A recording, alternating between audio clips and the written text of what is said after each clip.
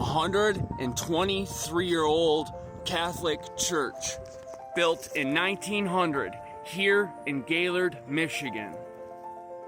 And the bell tower still works.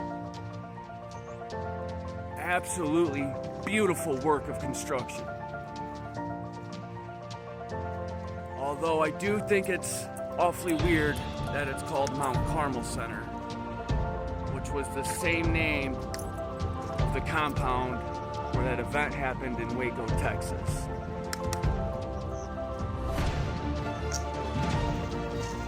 But still, after 123 years, the bell tower still works.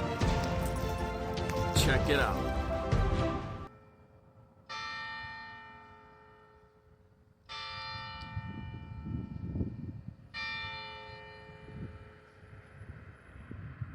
Well, the old 100-year-old clock tower still works.